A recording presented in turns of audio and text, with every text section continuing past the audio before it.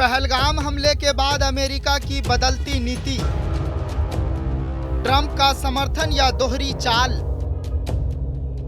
America नीति में भारत के लिए बची है भरोसे की जगह।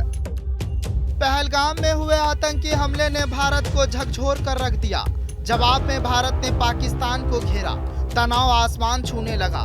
दुनिया की नजरें भारत पाकिस्तान के बॉर्डर पर टिक गई और तभी बीच में कूद पड़े अमेरिका के राष्ट्रपति डोनाल्ड ट्रंप। इस हमले के बाद भारत और पाकिस्तान के बीच तनाव ने एक बार फिर अंतर्राष्ट्रीय राजनीति की बिसात बिछा दी है। वही बीच में मैदान में कूदे अमेरिका के राष्ट्रपति डोनाल्ड ट्रंप ने एक तरफ तो भारत का समर्थन किया, लेकिन फिर अचानक अपना रुख पलट लिया।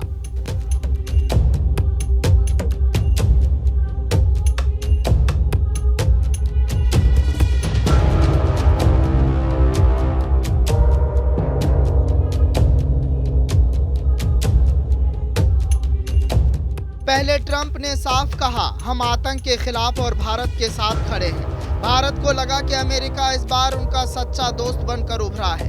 दुनिया के सामने ट्रंप ने भारत की ताकत बढ़ाने की बात कही, पाकिस्तान के खिलाफ कड़ा रुख अपनाया। ऐसा लगने ही लगा था अमेरिका अब खुलकर भारत के साथ है, लेकिन फिर हुआ एक जबरदस्त ट्विस्ट।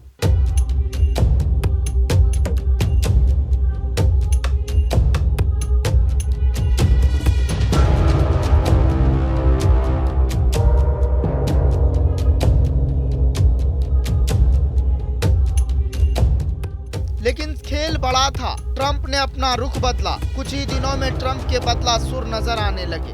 ट्रंप ने कहा, भारत और पाकिस्तान को मिलकर बातचीत करनी चाहिए और मसला सुलझाना चाहिए। मैं दोनों पक्षों के साथ बातचीत चाहता हूं। मतलब जो ट्रंप कल तक भारत के साथ थे, अब पाकिस्तान को भी बराबरी पर लाकर खड़ा कर दिया।